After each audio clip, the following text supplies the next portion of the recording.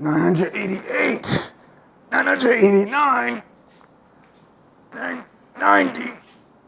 Hey. 990, yeah? What are you doing? My calf raises. I do 1,000 a day. It's the only way to get your vert up. My friend, I'm the highest jumper in the world, and I'm here to tell you that that's wrong. That's wrong? Yeah. What's right? Let me tell you. All right, guys, the calves are one of the most important muscle groups that you want to get strong if you're trying to jump higher. One of the most common jump-related myths is that you need to do a lot of calf raises every single day. It's one of the things you do if you Google how to jump higher. There's a bunch of articles or these athletes saying that you need to do anywhere from 100 to 1,000 calf raises every single day.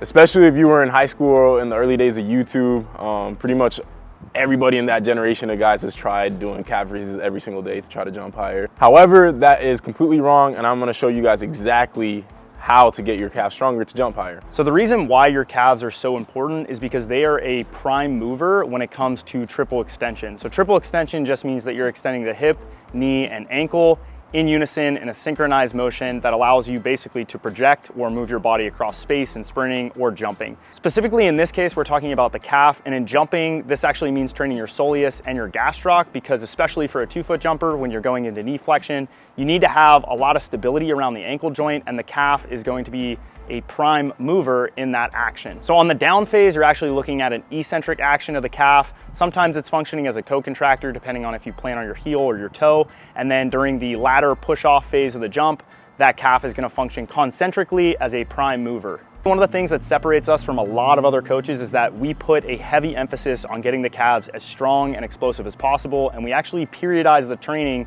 to make sure that we achieve that goal. All right, so that was why you want to have strong calves to jump higher, and now I'm going to explain how to get the strong calves to jump higher. Like John said, the two main muscle groups that we're going to be working on are the gastroc and the soleus. And the main exercise that we like to use to target the soleus are seated calf raises. And then the main exercise that you want to do to target the gastroc is any calf raise where your knee is completely extended. Now, there are a lot of variations that you can do. You can do single leg variations. You can do it with a barbell, with a Smith machine, dumbbell, a kettlebell, even a safety bar. And then you want to use your typical periodization principles that we talked about in our previous videos. So generally you want to start from high volume and low intensity to lower volume and higher intensities.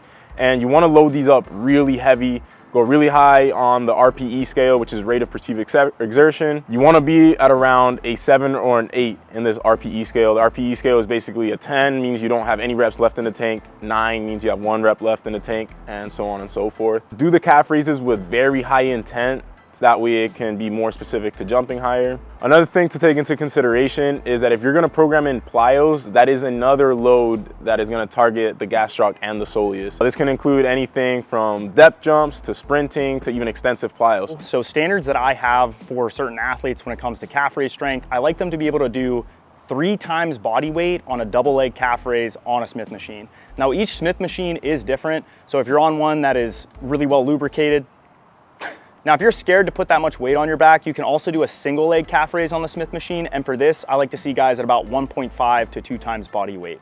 The reason for this is that your leg also has a mass to it, and so that number might be a little bit lower. It's important to remember that you're gonna need more sets per week when it comes to the lower leg, because you're probably not loading it in the weight room in multi-joint movements quite the way that you need to see adaptation occur. Wow, I learned so much today.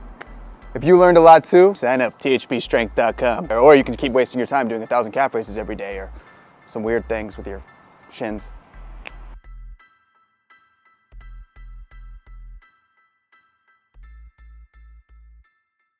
Oh,